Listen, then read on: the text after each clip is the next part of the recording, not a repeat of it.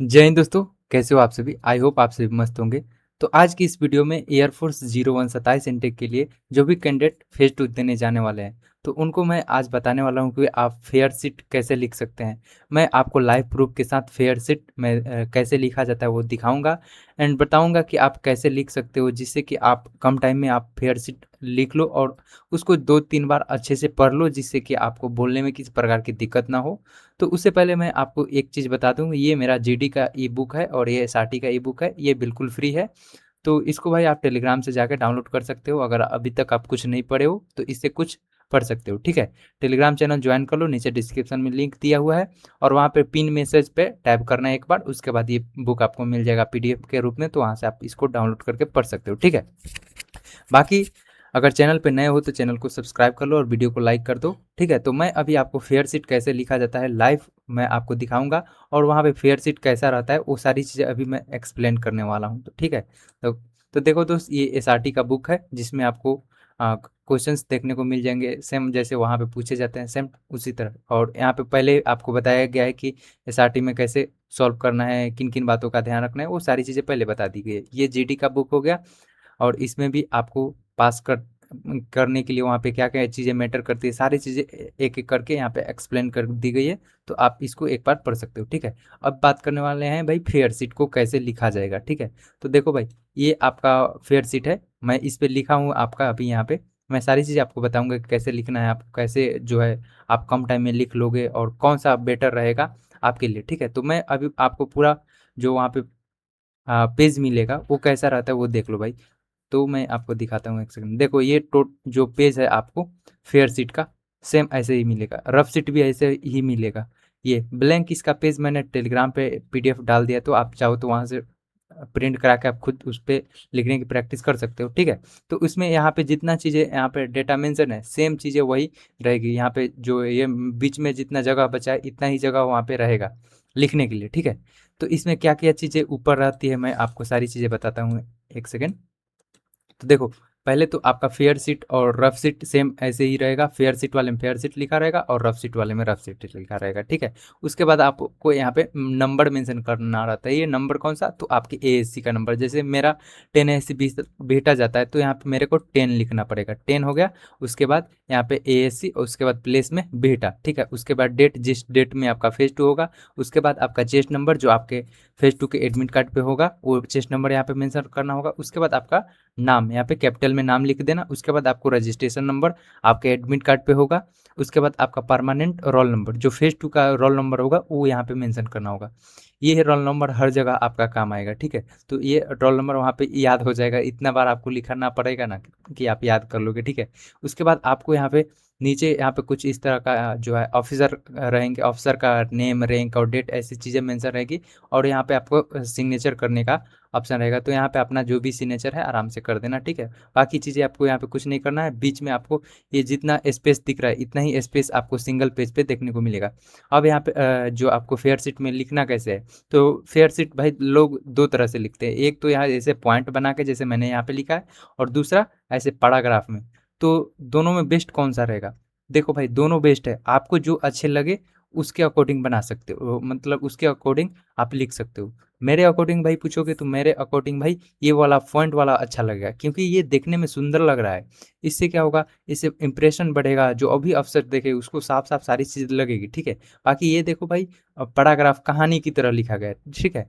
तो इसको आप प्रीफर करना, मेरे अकॉर्डिंग तो भाई आप इसको प्रीफर करना। मैंने जब जब भी पास किया है तो ऐसे ही लिखा है, ठीक है। तो ऐसे मैं मतलब कैसे लिखना है वो देख लो भाई। पहले तो आपको इंट्रोडक्शन लिखना है, जो भी टॉपिक आपको डिक्टेट किया जाएगा ऑडियो में उसको सुनो, उसका मीनिंग क्या होगा। ऊपर आप टॉपिक का नेम डाल सकते हो, अगर समझ में आया तो जो भी आपको समझ में आया वो टॉपिक नेम डालना, मतलब उससे ही रिलेटेड जो भी टॉपिक आपको समझ में आया वो लिख देना। उसके बाद आपको इंट्रोडक्शन उसका लिखना है कि आखिर ये टॉपिक किस बारे में है, ठीक है। तो मैंने जैसे कि एक एग्जाम्पल के रूप में बताया कि आपका जो है सेविंग इलेक्ट्रिसिटी एक टॉपिक है, तो इसका मीनिंग क्या होगा, तो मतलब लिख दिया है saving electricity means electrical energy wisely and avoiding unnecessary wastage of power. मतलब आपको मतलब इसका मतलब लिख देना है कि हाँ, इसका मतलब क्या होता है। सेविंग इलेक्ट्रिसिटी का मतलब क्या होगा कि हमें अननेसेसरी वे मतलब पावर को बर्बाद नहीं करना है और उसको सही तरीके से यूज़ करना है। तो ऐसे आप इंट्रोडक्शन लिख देना, कोई भी टॉपिक हो, टॉपिक के बारे में भाई टॉपिक समझ जाओगे तो टॉपिक के बारे में आराम से उसका मीनिंग क्या होगा, उसका एक इंट्रोडक्शन परिभाषा क्या होगा वो आप आराम से लिख लोगे। तो ये एक इम्प्रेशन बनाएगा कि हाँ, बंदे को पता है कि बंदे ने ये क्या लिखा है, ये टॉपिक किस बारे में, तो ये एक अलग ही इंप्रेशन बनाए इंट्रोडक्शन में, बस ऐसे बोल देना। उसके बाद ऐसे आप टॉपिक वाइज पॉइंट वाइज मतलब दो आप जो है नेगेटिव पॉइंट, दो पॉजिटिव पॉइंट और एक अवेयरनेस फैलाने वाला गवर्नमेंट क्या कर सकती है, ऐसे अकॉर्डिंग आप 4-5 पॉइंट बना के लिख देना। जैसे कि मैंने लिखा है कि electricity is a important resource that is used in Holmes, schools, hospital, industries and many other sectors. तो ये एक पॉजिटिव हो गया, पॉजिटिव यूजफुल। इसका दूसरा हो जाएगा in modern era population increasing day by day and use of electronic devices increasing the demand of electricity is also rising rapidly. ये भी एक लिख दिए पॉइंट।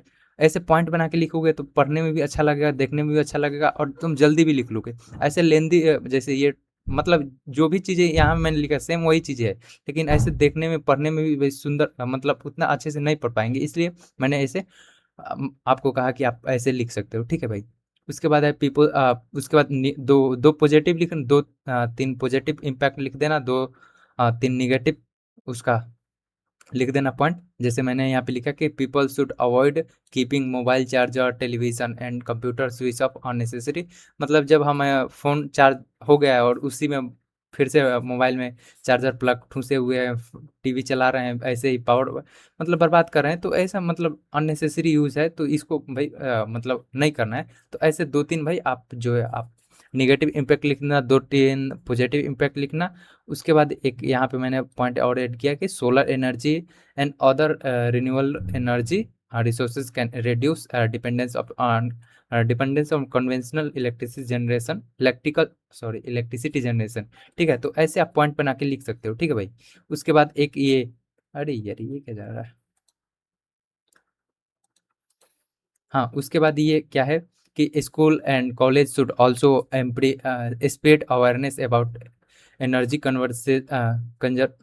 कंजर्वेशन, उसके बाद अमॉन्ग स्टूडेंट एंड कम्युनिटीज़। तो ऐसे आप पॉजिटिव इम्पैक्ट लिख सकते हो, या फिर आप जो टॉपिक है उससे रिलेटेड कोई करंट का मिशन हो गया, सॉरी, हाँ, कोई स्कीम हो गया, गवर्नमेंट स्कीम होगा, तो उसके अकॉर्ड उसका पॉइंट भी आप बना के लिख सकते हो।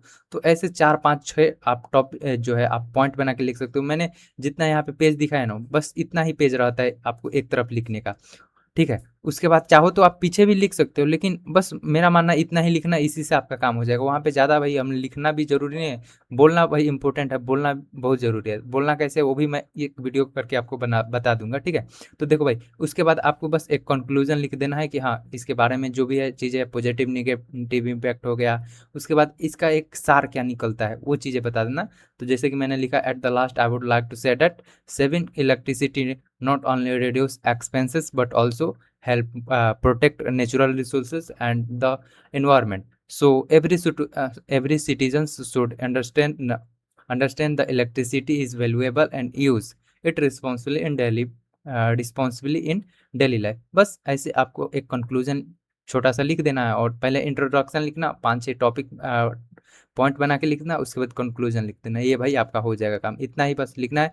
और जितना ये 5 से 6 मिनट में आप लिख लेना, 10 मिनट आपको मिलेगा, 5 से 6 मिनट में आप इसको लिख लेना और इसको 2-3 बार 4 बार पढ़ लेना। जिससे क्या होगा, जो पॉइंट आप लिखे हो इससे तुम भाई बोल सको। इसलिए ज़्यादा तुम टाइम अपना लिखने में बर्बाद मत करना। ज़्यादा टाइम तुम इसको 2-3 बार पढ़ लो, जिससे कि तुम बोल पाओ, बोलते टाइम आपको हिचकिचाहट ना हो, आप मतलब बोलते टाइम रुक ना पाओ। इसलिए इसको 2-3 बार पढ़ो। लिखने में कम टाइम, तो इतना ही पेज लिखोगे ना, जैसे ये ब्लैंक पेज है, जितना फर्स्ट पेज में ऊपर इतना चीज़ें मेंशन कर किया रहता है, नीचे कुछ चीज़ें मेंशन रहती है, बीच में जितना जगह उतना में ही लिख लोगे, उसी से आपका काम हो जाएगा। कुछ लोग तो भाई फर्स्ट पेज में तो लिखते ही है, पीछे भी लिखते हैं, तो भाई वो चीज़ें भाई टाइम बर्बाद करने वाला आप काम करते हो, ठीक है भाई। तो लिखना जितना ज़रूरी है उतना ही लिख लोगे तो आपका काम हो जाएगा। जैसे कि ये वाला सेम चीज़ें वहाँ पे मैंने जितना पॉइंट है ना, सेम उसी पॉइंट को यहाँ पे एक पैराग्राफ करके लिखा है। तो ऐसे भी लिख सकते हो, ऐसे भी लिख सकते हो, लेकिन मेरा मानना तो ये वाला बढ़िया रहता है, ये लिखना भाई। मैं हमेशा ऐसे ही लिखा हूँ और पास हुआ हूँ, ठीक है भाई। ऐसे भी लिख के तुम पास हो सकते हो। लेकिन कुछ लोग तो इधर भी लिखते हैं और पेज के बैक साइड में भी लिखते हैं, तो आप देख लेना आप अपने अकॉर्डिंग ऐसे।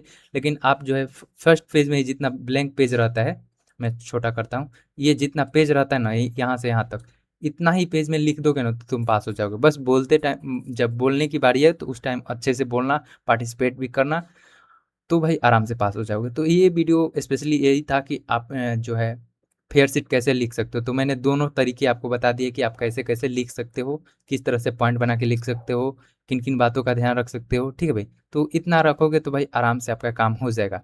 बाकी जो मैंने सॉरी जीडी टॉपिक का ई बुक दिया है, तो इसमें सारे आपको जो टॉपिक्स है उसके बारे में लिख दिया है, ऐसे ही जैसे मैंने आपको यहाँ पे दिखाया ना, इंट्रोडक्शन, उसके बाद पॉइंट, उसके बाद कंक्लूजन, सेम उसी टाइप का मैं आपको दिखा रहा हूँ एक जगह। देखो, जैसे कोई एक टॉपिक हो गया, जैसे कि ये वोटिंग इंडिया, तो वोटिंग इंडिया का मतलब क्या हो गया, उसके बाद इसका पॉजिटिव निगेटिव इम्पैक्ट, उसके बाद कंक्लूजन की तरह पॉइंट वाइज मैंने बना के दिया है। तो आप इस जीडी बुक का यूज़ कर सकते हो। ठीक है, तो यही कुछ वीडियो था जो कि चीज़ें मैंने बता दिया।